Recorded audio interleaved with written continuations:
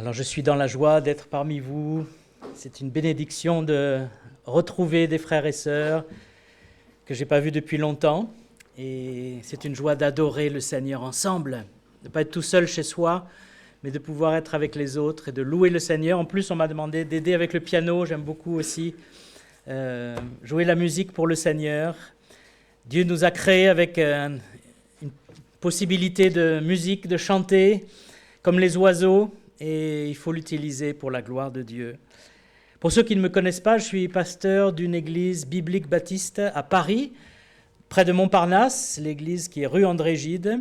Et voilà, ça fait de nombreuses années que nous sommes là. Ça fait plus de 30 ans que je suis dans le ministère.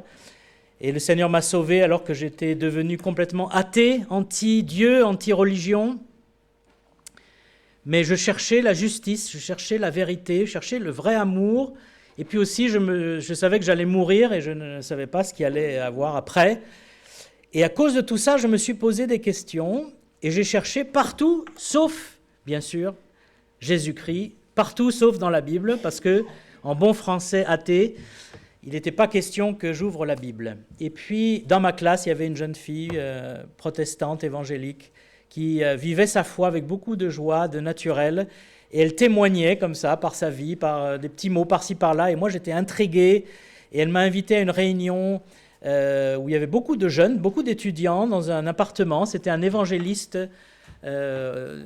algérien, un cher frère, Kader, qui apportait l'évangile et la parole de Dieu dans son appartement, dans son salon. Et c'est là que j'ai entendu l'évangile vraiment pour la première fois. Quand j'étais catholique, enfant, j'ai suivi un bon parcours catholique, mais je n'ai jamais entendu comment être sauvé, comment être pardonné, comment avoir la vie éternelle. On ne m'a jamais expliqué. Et là, je l'ai entendu.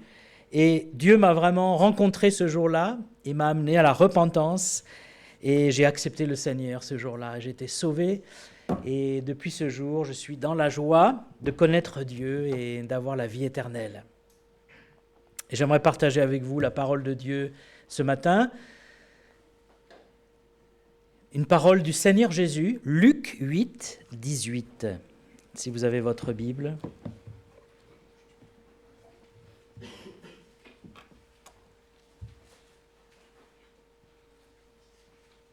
Luc 8, 18. Prenez donc garde à la manière dont vous écoutez, car on donnera à celui qui a, mais à celui qui n'a pas, on ôtera même ce qu'il croit avoir. Notre Seigneur avait toujours des phrases énigmatiques, un peu surprenantes, choquantes. Ça paraît injuste quand il dit « on enlèvera à celui qui n'a pas ». On dit « le pauvre déjà, il n'a pas, alors on va lui enlever ce qu'il n'a pas ». Comment on peut enlever ce qu'on n'a pas? Mais bien sûr, c'est un proverbe biblique, c'est une énigme là qu'il faut résoudre. Et il parle d'écouter de la bonne manière. Ce sera le thème de mon message ce matin. Apprendre à écouter Dieu. Mais si on n'écoute pas bien, eh bien tout nous sera enlevé. C'est pour ça que c'est un avertissement très important ici que donne Jésus. Si tu n'écoutes pas bien le Seigneur, si tu n'écoutes pas correctement, même ce que tu as te sera enlevé, c'est-à-dire tu perdras tout. Donc prends garde à la façon dont tu écoutes le Seigneur. Alors c'est un avertissement qui nous fait un peu trembler. Moi je veux bien écouter, mais comment on fait? Et ce sera le sujet, bien sûr, de la parole de Dieu ce matin. Il y a cette famille qui préparait la réception d'amis et madame avait l'habitude de faire le pain. Donc elle fait la pâte à pain et vous savez que ça lève, il faut le temps que ça lève, etc., ceux qui savent faire du pain. Et donc elle dit à son mari, écoute, j'ai fait la pâte à pain et je vais la laisser reposer. Pendant ce temps, je vais faire des courses et toi, est-ce que tu pourrais faire la vaisselle et passer l'aspirateur ? Et qu'est-ce que le mari a entendu? Il n'a pas entendu la fin, malheureusement. Il a entendu le début, reposer. Je laisse te reposer. Et donc, il est allé se coucher au lieu de faire la vaisselle et de passer l'aspirateur. Cette petite histoire que vous avez peut-être vécue à la maison, ça s'appelle l'écoute sélective. Vous savez, vous n'entendez que ce que vous voulez bien entendre. Il ne voulait pas entendre parler de vaisselle et d'aspirateur, mais reposer, ça lui plaisait bien. Et vous savez qu'avec Dieu, on peut être comme ça, avec une écoute sélective. J'écoute Dieu quand ce qu'il me dit me plaît. Mais si ça ne me plaît pas, je n'écoute plus. Ça a commencé dans le jardin d'Éden. Tout se passait bien dans ce jardin. Il y avait Adam et Ève, il y avait le Seigneur qui se promenait le soir et il y avait cette communion merveilleuse. Il n'y avait pas de mort, pas de péché, pas de malédiction, tout était beau. Et puis, il y a un serpent qui est arrivé, possédé par Satan, et qui a mis le doute à Ève. Et comment il a fait pour lui mettre le doute? Il a dit, est-ce que vous connaissez la phrase? Dieu a-t-il réellement dit? C'est-à-dire, est-ce que tu as bien entendu? Est-ce que tu as bien écouté? Est-ce que vraiment Dieu a dit ça comme ça?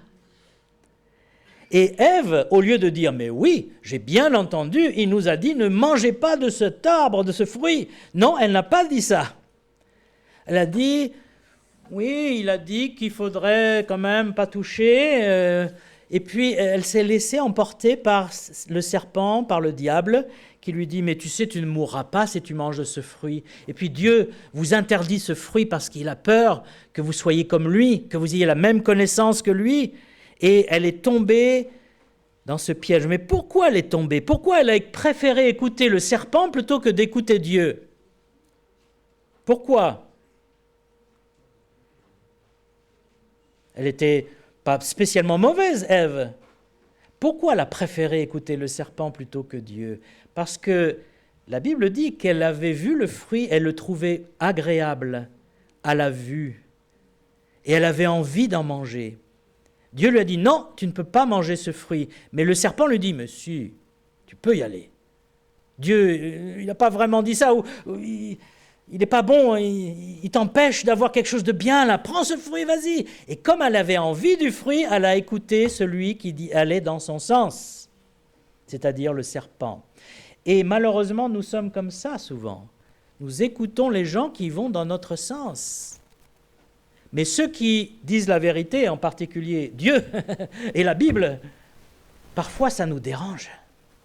Alors, on écoute, mais en fait on n'écoute pas, on fait comme le mari. On dit, oui chérie, d'accord, puis il va se coucher. Oui Seigneur, j'ai bien vu dans la Bible tout ce que tu as dit. Et puis on fait autre chose, on fait autrement, parce qu'on a envie de faire autre chose. Alors, comment entendre la voix de Dieu? Comment faire pour entendre la voix de Dieu aujourd'hui? Aujourd'hui, nous ne sommes pas dans un jardin, dans le jardin d'Éden, nous sommes dans la région parisienne, il n'y a pas beaucoup de jardins. Et puis, Dieu ne se promène pas le soir. Comment pouvoir écouter sa voix? Mais d'abord, il faut une première chose, il faut devenir un enfant de Dieu. Dieu parle à ses enfants. Si je ne suis pas un enfant de Dieu, je suis séparé de Dieu, je suis coupé. Je ne peux pas l'entendre ni lui vraiment me parler. Ou s'il me parle, je ne vais rien entendre. Comment est-ce qu'on devient un enfant de Dieu? Est-ce que c'est par le baptême? Personne n'ose répondre, on va dire une bêtise. Non, ce n'est pas par le baptême. On devient un enfant de Dieu. C'est Jean 1,12 qui le dit, à ceux qui ont cru et qui ont reçu le Seigneur, il a donné le pouvoir de devenir enfant de Dieu. Vous connaissez ce verset. On devient un enfant de Dieu quand on croit en Jésus-Christ, qu'on le reçoit dans sa vie. Et quand on est un enfant de Dieu, on fait partie de la famille de Dieu une fois pour toutes. Dieu est notre papa et il nous parle et on peut l'entendre, on peut l'écouter. Attention, on ne l'entend pas avec nos oreilles extérieures, hein. On entend sa voix dans la conscience, par notre esprit. Parce que quand on devient un enfant de Dieu, on reçoit le Saint-Esprit. Qu'est-ce qu'on entend d'abord la première fois pour devenir un enfant de Dieu? Ça se trouve dans l'Épître aux Éphésiens, un verset pour moi très important, Éphésiens 1,13. Il dit, en Jésus-Christ, après avoir entendu la bonne nouvelle, le message du salut, en lui, Jésus-Christ, vous avez cru, et vous avez été scellés du Saint-Esprit. Qu'est-ce qu'ils ont entendu là, les Éphésiens? D'abord, ils ont entendu la parole de vérité, c'est-à-dire l'Évangile. Qu'est-ce que c'est l'Évangile? Le message du salut Christ est mort pour nos péchés, c'est ça l'évangile. Christ est venu nous sauver de nos péchés en mourant à notre place et en ressuscitant. Donc vous avez entendu l'évangile et qu'est-ce que vous avez fait ensuite? Vous avez cru. Et qu'est-ce que Dieu a fait quand vous avez cru? Il vous a scellé. Ça veut dire, tu es à moi, tu es mon enfant, tu es sauvé maintenant pour toujours, pour l'éternité. Donc, comment est-ce qu'on entend la voix de Dieu? Il faut commencer par entendre l'évangile d'abord. Ça commence par là. Moi, j'avais entendu parler de Dieu quand j'étais dans la religion, mais c'est en entendant l'évangile que je suis devenu un enfant de Dieu et que j'ai vraiment commencé à entendre Dieu.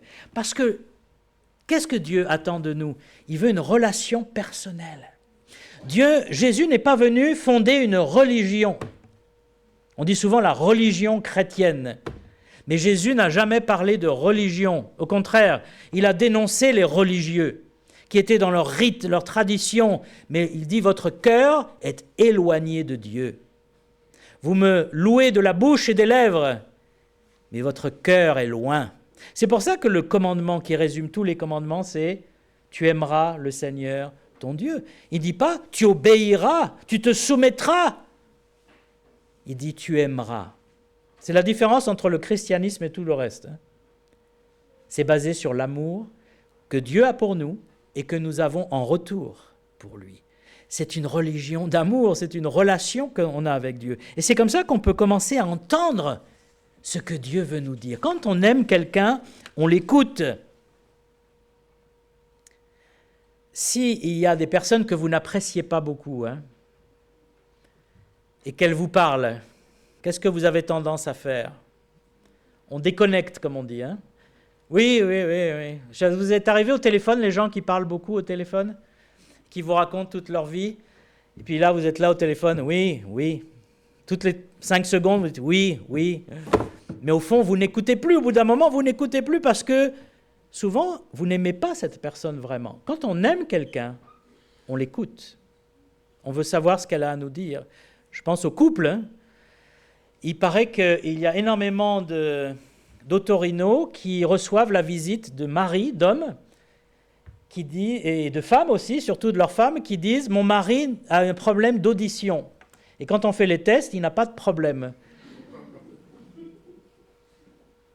C'est qu'il n'entend plus sa femme, parce que quelque part, il l'aime moins qu'avant. Quand tu aimes, tu écoutes. Quand tu aimes Dieu, tu écoutes sa voix. Qu'est-ce que Dieu veut me dire? Et Dieu veut nous parler, bien sûr, et surtout, aujourd'hui, par la Bible. C'est pour ça que Dieu a pris le soin d'inspirer des prophètes. Il a pris le soin de préserver sa parole au cours des millénaires. Ça fait des millénaires que la Bible est là. Et elle a été préservée, si vous étudiez un petit peu l'histoire des manuscrits, mais c'est fantastique. Comment les scribes, les copistes ont recopié, mais lettre par lettre, en comptant les lettres et les mots. Et comment Dieu a préservé des milliers de manuscrits anciens pour qu'on ait une Bible digne de foi, absolument sûre. À 99,9% de l'original. On n'a pas les originaux, mais ce qu'on a, c'est vraiment quasiment l'original. Et Dieu nous parle par la Bible. Alors nous, les chrétiens évangéliques, baptistes, etc., nous glorifions de connaître la Bible par rapport à d'autres chrétiens. Et je pense que ça devient faux maintenant. Il n'y a plus à se glorifier parce que les évangéliques ne lisent pas beaucoup la Bible non plus. On chante beaucoup, on parle beaucoup, on écrit des livres, on lit des livres, mais la Bible est de plus en plus délaissée par les chrétiens. Or, c'est la parole de Dieu. Si Dieu veut me dire quelque chose, il va utiliser la Bible. Si je ne connais pas la Bible, comment Dieu va-t-il me parler? Le Saint-Esprit qui nous a donné veut nous parler à notre cœur, à notre conscience. Mais le Saint-Esprit, la Bible dit, nous rappelle les paroles de Dieu, de Christ. Donc comment il va nous rappeler quelque chose qu'on n'a jamais lu? Si je ne lis pas ma Bible, le Saint-Esprit ne pourra pas utiliser des beaux versets, comme on a vu tout ce matin. Tous ces beaux versets, on ne pourra pas les avoir, parce qu'on n'a jamais lu ces versets. C'est essentiel, c'est la base de la foi. Commencez à lire la Bible. Et n'ayez pas peur, on me dit, mais c'est un grand livre, et l'Ancien Testament, c'est compliqué. C'est pas grave. Vous lisez et Dieu va vous parler même par un mot, un verset. Vous n'allez pas comprendre tout le chapitre, mais vous allez comprendre un mot qui va vous toucher pour la journée, parce que Dieu parle à chaque page de la Bible. Parce que Jésus-Christ, le Messie, est dans toutes les pages de la Bible. Hein. Mais il faut lire la Bible, il faut avoir par exemple un plan de lecture. Il y a beaucoup de chrétiens maintenant qui utilisent ça et disent, voilà, je lis un chapitre ou 2 chapitres par jour. On va voir ce que faisait George Muller, il avait une méthode tout à fait originale et pas mal à utiliser pour lire la Bible. Mais c'est important de la lire et aussi de la mémoriser, connaître la Bible par cœur. Il y a ce frère dans notre église à Paris, il n'a pas une mémoire exceptionnelle, il dit « j'ai jamais bien retenu les choses », mais chaque mois, on a un verset biblique qu'on affiche et on dit « on va l'apprendre par cœur pour le mois ». Donc ce n'est pas beaucoup, hein, un verset par mois. Mais il a commencé à les apprendre chaque mois et maintenant il les récite, il peut en réciter 15. Et pour lui, c'est déjà un exploit. Il dit « je peux réciter 15 versets comme ça ». Et c'est beau, moi, je trouve. Et il dit, tu ne peux pas savoir comment ces versets m'encouragent, parce qu'on choisit des versets encourageants. Hein. Il dit, dans la journée, des fois, j'y pense, ah, ça me rappelle. Nous avons rencontré un jour cette chrétienne américaine, parce que ma femme est d'origine américaine, une amie à ma femme, qui a toujours été une personne plutôt dépressive, plutôt angoissée, triste. Elle a eu une vie simple de professeur de piano. Son mari est décédé, elle n'avait pas d'enfant, elle s'est retrouvée veuve assez jeune, toute seule. Et alors là, la dépression n'a fait qu'augmenter. Déjà, elle était un peu dépressive avant, mais alors toute seule, veuve, sans enfant, avec son piano, bon. Et elle a rejoint un groupe qui s'appelle les Navigateurs aux États-Unis. Les Navigateurs, ça vient de la marine américaine. Et c'est un groupe de chrétiens qui mémorisent les Écritures. Donc ils apprennent des passages, alors ils se réunissent une fois par semaine, et ensemble ils apprennent et ils récitent. Ils apprennent, ils récitent, ils ont des fiches, et toute la semaine ils travaillent, puis le jour où ils se réunissent, chacun récite et ils s'encouragent. Ce n'est pas du tout pour juger qui est le meilleur récitation, hein. Au contraire, c'est pour dire, ah, voilà, toi tu as fait un effort cette semaine. Et après avoir appris plein de versets pendant plus d'1 an, lorsqu'on a été la voir, elle a dit, il faut que je vous parle absolument. Elle dit, Dieu a changé ma vie. Elle dit, ah bon, qu'est-ce qui s'est passé, dis-nous. En mémorisant la Bible, il a commencé à changer mon état d'esprit, mon humeur. Je ne suis plus dépressif, je suis dans la joie perpétuelle. Elle dit, j'ai des problèmes comme avant, mais je ne les vois plus comme quelque chose qui me fait m'effondrer. Je suis dans la joie, je suis dans la joie. Et on voyait bien. Et ma femme était surprise, elle dit, mais je t'ai jamais connu comme ça. Elle dit, oui, c'est le Seigneur, c'est sa parole qui, dans mon cœur, chaque fois qu'il y a une pensée négative, hop, il y a un verset qui arrive. Non, regarde ce que dit le Seigneur. C'est comme ça qu'on peut écouter la voix de Dieu, par la Bible. Et puis, bien sûr, son esprit en nous veut nous parler. Dans l'Épître aux Corinthiens, il est dit, nous n'avons pas reçu l'esprit du monde, mais nous avons reçu l'esprit qui vient de Dieu, afin que nous connaissions les choses que Dieu nous a données par sa grâce. Est-ce que vous voulez savoir ce que Dieu vous a donné quand vous êtes venu à Christ?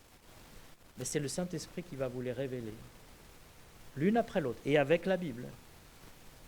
Et vous allez commencer à découvrir votre richesse en Christ. Peut-être que vous êtes pauvre matériellement, vous n'avez pas beaucoup d'argent à la fin du mois, mais sachez que vous êtes riche dans la foi. Lorsque vous allez mourir et ressusciter, vous allez entrer dans la gloire éternelle. Il y a beaucoup de gens riches qui vivent la gloire, qui passent à la télé, qui passent tout ce que vous voulez, des stars, qui sont adulés. Quand ils vont mourir, ils vont ressusciter pour la honte éternelle. Mais vous allez ressusciter pour la gloire éternelle, parce que vous avez cru au Seigneur. Vous n'êtes pas meilleurs que les autres, nous ne sommes pas meilleurs que les autres, mais le Seigneur nous a sauvés. Et c'est merveilleux de savoir tout ce que Dieu... Et Dieu veut nous dire, et voilà tout ce que tu as. Il y a trop de chrétiens qui vivent maladifs comme ça dans leur vie chrétienne. Oh, la vie chrétienne, c'est dur. Oh, j'ai du mal à prier, j'ai du mal à croire, j'ai du mal à témoigner. Un chrétien doit être victorieux, doit être joyeux, doit être triomphant. Nous sommes plus que vainqueurs. Par qui? Celui qui nous a aimés. Nous sommes plus que vainqueurs. Ce n'est même pas qu'on est vainqueurs, on est plus que vainqueurs. Est-ce que vous vivez ça? Si vous ne le vivez pas, peut-être que vous n'avez pas écouté la voix de Dieu qui vous l'a dit. Parce que Dieu veut vous le dire. Hein. Et puis on On écoute la voix de Dieu par les frères et sœurs aussi dans l'assemblée. C'est pour ça qu'il y a des églises. C'est Dieu qui a fondé les églises. Ici, vous êtes une belle église. Je ne dis pas vous avez une belle église. Je dis vous êtes une belle église. Chacun de vous est une perle que le Seigneur a sauvée et qui apporte aux autres quelque chose. Vous avez quelque chose à dire, à apporter aux autres. Et Dieu peut parler à travers vous.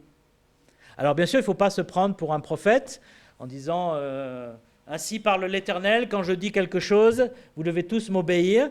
Ça, c'est une déviation, une déviance vraiment néfaste dans certaines églises. Il faut toujours cette humilité. Mais si vous connaissez votre Bible, si vous avez appris par cœur des versets, vous pouvez les réciter à quelqu'un quand il en a besoin. Est-ce que quand quelqu'un vient vous voir en disant « Tu sais, j'ai un problème dans ma vie », quel que soit le problème, est-ce que vous avez une réponse à donner? Ou simplement « Écoute, ça ira mieux la prochaine fois, j'espère que ça ira, que Dieu va t'aider. » Bon, ce n'est pas très encourageant, hein? Est-ce que vous n'avez pas une parole de Dieu qui vient de la Bible?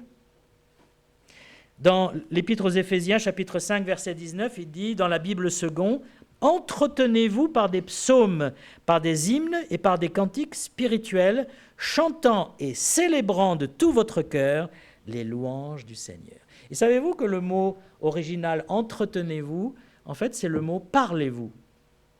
Parlez-vous par des cantiques. Les cantiques ne servent pas à avoir un bon moment de musique. Même si c'est de la bonne musique, ce n'est pas le but. Le but des cantiques, c'est les paroles qui sont dedans. Parce qu'elles doivent nous parler. Et on peut se parler. Quand vous choisissez un cantique, en fait, vous parlez aux frères et sœurs. Comment entendre la voix de Dieu? Par la Bible, par le Saint-Esprit, par les frères et sœurs. Mais comment ne pas bien écouter? Comment faire pour ne pas bien écouter? Vous allez dire, mais est-ce qu'on a besoin de le savoir? Je vous le dis quand même, parce qu'on le fait souvent. Vous allez peut-être vous reconnaître. Ézéchiel 12:2. Fils de l'homme, tu habites au milieu d'une famille de rebelles qui ont des yeux pour voir, mais qui ne voient point.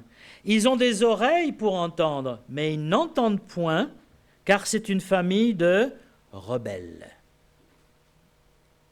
Nous avons des oreilles, nous avons le Saint-Esprit, nous avons la Bible, mais est-ce qu'on entend bien? Si on a un cœur rebelle, on n'entendra pas. Il y a des personnes qui disent « Je cherche la volonté de Dieu, mais Dieu ne me montre rien. Dieu ne me dit pas ce que je dois faire. » Mais est-ce que tu es prêt à obéir coûte que coûte? Moi, je ne voulais pas être pasteur, serviteur de Dieu. Je voulais avoir un bon job. J'avais fait une école de gestion. Je me dis, je vais bien gagner ma vie, je vais donner ma dîme à l'église, pas de problème. Je vais même être diacre, un bon chrétien engagé. Mais pasteur, évangéliste, missionnaire, c'est trop en France. J'aurais pas beaucoup d'argent, je vais vite devoir vivre par la foi. J'avais vraiment peur et ça me repoussait. Quand je voyais les autres qui faisaient l'institut biblique, je disais, oh là là, jamais moi. Quand on dit jamais, c'est ça qui arrive. Hein. Non, il ne faut pas être comme ça, mais en tout cas, une nuit, le Seigneur m'a réveillé et j'ai vite compris que le Saint-Esprit m'appelait à quitter ma fin d'études, j'étais près du diplôme, pour le servir. Et c'était très très fort, très très fort. Et j'ai discuté avec Dieu. Il dit, mais Seigneur, non, je veux bien être diacre, tout ce que tu veux. Mais le Saint-Esprit dit, non, tu vas me servir. Je n'ai pas entendu une voix, c'était dans mon cœur, mais c'était clair. C'était archi clair. Ce n'était pas mon imagination, parce que mon imagination n'aurait jamais imaginé ça. Et là, je me suis mis au pied de mon lit, j'ai prié, et à un moment, j'ai dit, Seigneur, je t'aime, je sais que tu m'aimes, si tu me demandes ça, qu'est-ce que je peux dire? Est-ce que je peux te refuser quelque chose? Je vais gâcher ma vie si je refuse. Je vais passer à côté de ton plan. Seigneur, je veux faire ta volonté, même si ça me coûte, vraiment ça me coûte. Et le Seigneur a pourvu à mes besoins, vraiment il m'a conduit jusqu'à aujourd'hui. Quand j'étais nouveau chrétien, je sortais avec une fille qui n'était pas chrétienne et je faisais plus que sortir avec elle. Et très vite, j'ai compris dans les Écritures qu'il fallait mettre ma vie en règle de ce côté-là. Et donc, j'étais vraiment amoureux de cette personne Et je ne sais pas pour elle, mais en tout cas, pour moi, j'étais amoureux. Et je lui dis, écoute, viens dans mon église, c'est nouveau pour moi. Je viens de découvrir le Seigneur, j'aimerais te faire découvrir aussi. Et si ça te touche, ben peut-être qu'on pourra se marier derrière, après. Et donc elle est venue, elle a regardé, toute une journée, elle a dit, écoute, non, moi je suis athée, ça ne m'intéresse pas. Et donc j'ai beaucoup prié, réfléchi, puis dans la semaine, je l'ai appelé, j'ai dit, écoute, je suis obligé je ne peux pas continuer avec toi. Parce que c'est soit on se marie ensemble, soit on reste amis, mais je ne peux pas continuer ce que je faisais avec toi avant. Et je me souviendrai toujours, elle a dit, si c'était pour une autre fille, je me serais battue, mais là je vois que pour Dieu, tu es tellement à fond pour Dieu que c'est même pas la peine que je me batte. Et on a pleuré au téléphone. Quand j'ai raccroché, j'ai pleuré. Parce que c'était un sacrifice, c'était un peu comme Abraham qui donne son fils là. Et j'ai dit, Seigneur, je le fais pour toi, par amour pour toi, parce que tu veux que j'ai une vie droite, claire. Et le Seigneur m'a consolé après. Je ne sais pas ce qu'elle est devenue, cette personne, mais j'ai rencontré plus tard mon épouse, et je remercie Dieu pour mon épouse, Virginia, et qui est merveilleuse et qui est une bénédiction. Comment ne pas bien écouter? On peut mal écouter quand on gonfle sa tête de connaissances sans action derrière, c'est-à-dire la connaissance enfle, mais l'amour édifie. On peut avoir une tête comme ça. Vous savez, dans les séminaires de théologie, vous avez des docteurs en théologie. Le gars, il a lu 300 livres, il peut lire dans le grec, l'hébreu, tout ce que vous voulez. Il a une tête comme ça. Mais ce qui compte aux yeux de Dieu, c'est le cœur, pas la tête. Parce que la tête, ça peut vous rendre orgueilleux. Ça peut vous faire croire que vous êtes un grand chrétien, qui en sait plus que les autres, qui est plus spirituel. Mais la spiritualité, ce n'est pas dans les connaissances. La spiritualité, ça se juge à l'amour. L'amour édifie. Qu'est-ce que dit Paul aux Corinthiens? La plus grande des choses, c'est quoi? C'est l'amour. C'est même pas prophétiser, c'est même pas faire des miracles. Il dit non, il y a plus que ça. C'est l'amour. Il vaut mieux connaître peu et aimer que de connaître beaucoup et avoir un cœur orgueilleux et rétréci. Et puis surtout, ce qui n'est pas bon, la mauvaise façon d'écouter, c'est d'écouter et de ne pas obéir à ce qu'on a entendu. C'est l'apôtre Jacques qui le dit, vraiment, c'est très important ce passage de Jacques. Jacques 1, versets 22-27, je vous le lis rapidement. Jacques 1, 22. Mettez en pratique la parole et ne vous bornez pas à l'écouter, en vous trompant vous-même par des faux raisonnements. Car si quelqu'un écoute la parole et ne la met pas en pratique, il est semblable à un homme qui se regarde dans un miroir, qui regarde son visage naturel, et puis après s'être regardé, il s'en va, et il oublie aussitôt comment il était. Mais celui qui aura plongé les regards dans la loi parfaite, la loi de la liberté, et qui aura persévéré, n'étant pas un auditeur oublieux, mais se mettant à l'œuvre, celui-là sera heureux dans son activité. Pour moi, c'est clair, là.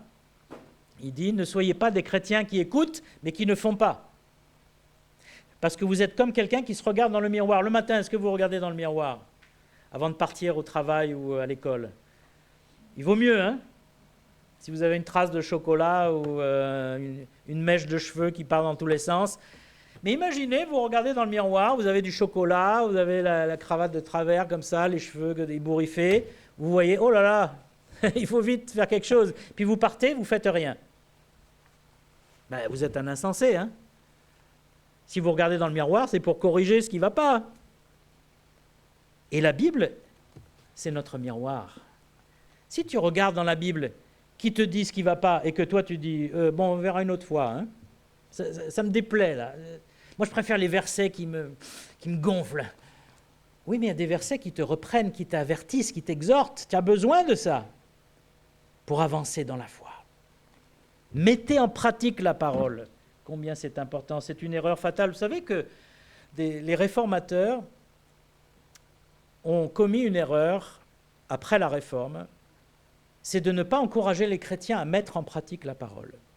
Ils ont dit on est justifié par la foi. Et ça, c'était la grande découverte, c'est merveilleux. On n'a pas à faire des œuvres pour être sauvé, on n'a pas à passer par des sacrements, par des prêtres, etc. On est sauvé par la foi en Jésus-Christ, et pas seulement pardonné, mais justifié, voilà, gracié, c'est merveilleux. Mais ils se sont arrêtés là. Il n'y a pas eu la sanctification derrière. Et très vite, les églises ont commencé à s'endormir. Et les chrétiens à vivre sur leur salut, à dire « moi je suis sauvé, tout va bien ». Merveilleux. Oui, mais attends, il y a la sanctification. Est-ce que tu avances dans la foi? Non, mais je n'ai pas besoin, moi je suis sauvé. Je fais partie des élus. Vous savez que Martin Luther n'aimait pas l'épître de Jacques. Moi, j'étais choqué quand j'ai vu ça. Martin Luther, c'est quand même un homme exceptionnel, hein, qui a combattu l'Église catholique, le pape, hein, par la foi, sans armes, et qui a vraiment apporté la réforme, hein, en Europe et dans le monde.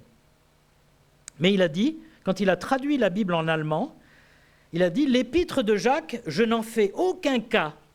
C'est une épître de paille, parce qu'elle ne contient rien de l'Évangile. » Vous voyez, Luther était comme ça, il était carré, et quand il n'aimait pas quelque chose, il le disait.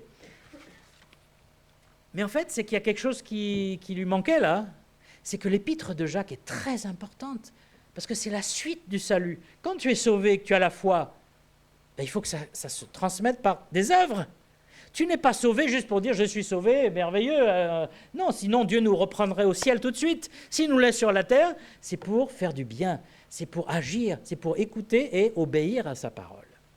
Et comment on écoute bien la parole de Dieu? Eh bien justement, on écoute et on met en pratique, on agit, on obéit. Vous savez qu'en hébreu comme en grec, puisque la Bible est écrite au départ en hébreu, l'Ancien Testament, et en grec le Nouveau, le mot « écouter » ne veut pas seulement dire « entendre ». Le mot « écouter » veut aussi dire « écouter avec obéissance », écouter avec respect pour l'autorité qui parle. C'est pour ça que Jésus dit « prenez garde à la façon dont vous écoutez ». Est-ce que vous écoutez en disant « c'est Dieu qui parle, j'obéis » ou est-ce que vous écoutez en disant « je vais voir si j'obéis ou pas ». Puis ça me plaît, j'obéis, ça ne me plaît pas, j'obéis pas. Bien écouter, c'est obéir à Dieu. Mes connaissances de la Bible ne valent rien si je ne les mets pas en pratique. Ça, c'est quelque chose qui m'a beaucoup bouleversé quand je l'ai compris. C'est Jacques, hein, qui dit « Celui qui sait faire ce qui est bien et qui ne le fait pas commet un péché. » Plus on a de connaissances bibliques, plus on sait ce qu'il faut faire, plus on va être jugé sévèrement. Tu sais ce qu'il faut faire, est-ce que tu le fais? Alors, comment bien écouter? Quand tu lis la Bible, il faut dire comme Samuel. Vous vous rappelez ce que Samuel disait à Dieu quand Dieu lui a parlé? « Parle, Éternel, car ton serviteur écoute. » Écoute avec obéissance. Quand vous ouvrez la Bible, vous pouvez dire à Dieu, « Seigneur, parle-moi. C'est ton message pour moi, c'est ta parole. Tu veux me dire quelque chose. Moi, je veux t'écouter avec attention. Je ne veux pas lire la Bible comme un devoir à faire. Vous savez, à l'école, tu as des devoirs à faire à la fin. Non, il faut que je lise mes 3 chapitres. Oh, ça y est. Voilà. Non, on lit la Bible en voulant savoir ce que Dieu veut nous dire. Je vous ai parlé de George Muller tout à l'heure. George Muller, cet homme de la foi, 19e siècle en Angleterre. Il a fait des choses extraordinaires par la foi, alors que c'était un homme simple. Mais comment il lisait la Bible, lui? Il prenait donc la Bible dans l'ordre, hein, l'Ancien Testament, puis le Nouveau Testament, et il lisait en demandant à Dieu de lui parler. Alors, il attendait que le Saint-Esprit l'arrête sur une vérité. Donc il lisait, et puis à un moment, le Saint-Esprit disait « ça, c'est pour toi aujourd'hui ». Alors il n'entendait pas une voix, hein, mais c'était clair dans son esprit « ça, c'est pour toi ». Et il arrêtait sa lecture, même s'il avait lu 3 phrases, il lisait que 3 phrases pour la journée, mais cette phrase, il disait « ça, il va falloir que je le mette en pratique aujourd'hui ». Et il vivait la Bible. C'est comme ça qu'il est devenu un homme qui a fait des exploits pour le Seigneur. Il a bâti, enfin il a mis en place plusieurs orphelinats immenses. Alors à l'époque, les enfants étaient totalement abandonnés à leur sort. Et lui, il a été un témoignage et il a amené beaucoup d'enfants au Seigneur par son ministère. Mais il écoutait ce que Dieu le disait quand il lisait la Bible. Et quand j'étais à l'Institut biblique, vous savez, dans un institut biblique, on apprend beaucoup de théologie, on a des cours, on est dans la Bible, on est dans le grec, dans le machin. Et ça peut devenir vraiment sec, et ça peut devenir froid, juste intellectuel. Et ça, c'est mauvais, c'est le piège. C'est le piège. Et donc, je me suis dit, le matin, il faut qu'il se passe quelque chose entre moi et Dieu, parce que dans les cours, c'est juste, j'apprends, mais... Et donc, le matin, j'ai décidé de prendre l'épître de Pierre. J'aime beaucoup cette épître. Et je prenais un verset, j'avais mon cahier, à cette époque-là, on avait des cahiers. Vous savez ce que c'est, les cahiers? C'est des sortes de trucs en papier. Bon, non, je plaisante. C'est toujours bien d'avoir un carnet, un cahier. Et j'écrivais le verset du jour, donc 1 Pierre 1, on commence par là, 1 Pierre 1. Puis je restais là, je disais, qu'est-ce que ça veut dire ce verset? Qu'est-ce qu'il me dit là? Qu'est-ce que Dieu veut me dire? Et au début, j'étais un peu à sec, je me disais, je sais pas moi.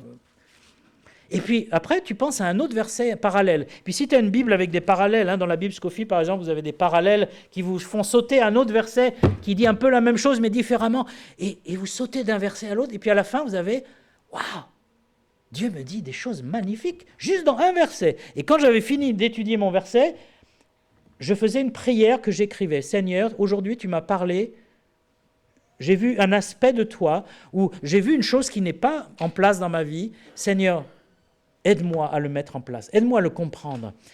Et à la fin, quand j'ai fini l'épître de Pierre, au bout de plusieurs mois, je me suis rendu compte que Dieu avait exaucé chacune des prières que j'avais écrites. Il s'était révélé à moi beaucoup plus profondément. Il avait changé même profondément mon caractère, ma façon de vivre, par sa parole, parce que je m'étais mis à l'écouter.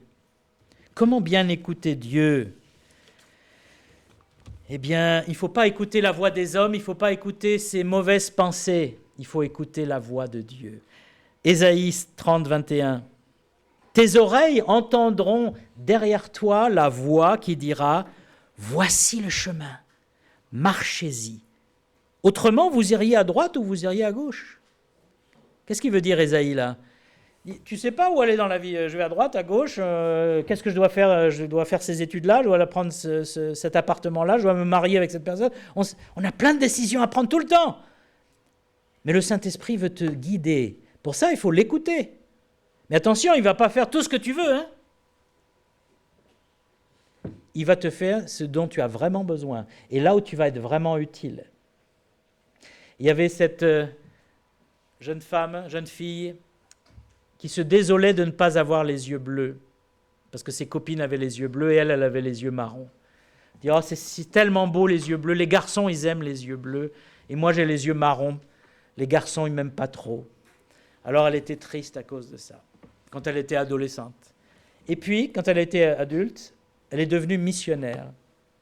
Et elle est allée dans une tribu en particulier, en Asie, et là, ils lui ont parlé, donc elle a annoncé l'évangile, elle a vécu avec ces gens, ils l'ont accepté, elle a vraiment pu leur parler du Seigneur et les conduire à Christ. Et puis un jour, dans une conversation, ils ont dit, tu sais, c'est seulement parce que tu as les yeux marrons qu'on t'a accepté. Si tu avais eu les yeux bleus, dans notre tribu, c'est quelque chose, pour nous, c'est le démon qui a les yeux bleus. Et elle a compris pourquoi Dieu lui avait donné des yeux marrons. Pour être une bénédiction à ces personnes.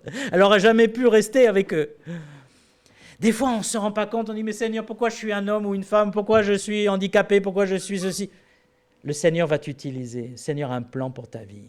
Mais écoute-le, laisse-le te guider là où il faut. Ne fais pas tes 4 volontés. Fais la volonté de Dieu, tu ne seras jamais déçu. Franchement, je ne connais personne qui a été déçu par la volonté de Dieu. Ce n'est pas possible. Alors sur le coup, on est surpris, on dit « Ah, c'est ça que tu veux vraiment ?» Mais on n'est pas déçu, parce que Dieu nous aime, Dieu est bon, Dieu est juste, il ne peut rien faire de mauvais. Moi, oui, je vais faire des choses mauvaises, si c'est moi qui décide. Je vais me planter, je vais faire plein d'erreurs. Alors si ce matin, vous êtes ici et vous n'écoutez pas beaucoup la voix de Dieu, c'est le moment de commencer. De dire, Seigneur, je veux écouter ta voix. D'abord, je veux commencer à lire la Bible autrement. À lire la Bible en disant, parle-moi, Seigneur. Qu'est-ce que tu veux me dire pour ma journée? Pas pour demain, pas pour hier, pour aujourd'hui. Seigneur, quelle est ta volonté pour ma vie aujourd'hui? Et le Seigneur va vous le montrer, vous le dire. Parce qu'il veut qu'on soit des enfants obéissants qui marchent avec leur papa, qui vivent selon la gloire de leur Père. Inclinons-nous dans la prière si vous voulez bien. Merci de votre attention. Et si le Seigneur justement vous parle en ce moment même, par son esprit, par les versets qu'on a vus, vous avez le choix entre deux attitudes. Soit vous vous endurcissez, vous devenez rebelle, soit vous vous soumettez à Dieu par amour pour lui. Seigneur, tu sais que je t'aime, comme disait Pierre, hein, tu sais que je t'aime. Imparfaitement, mais je t'aime. Et je suis prêt à t'obéir, coûte que coûte. Quel est votre choix? Vous endurcir comme Pharaon ou vous soumettre?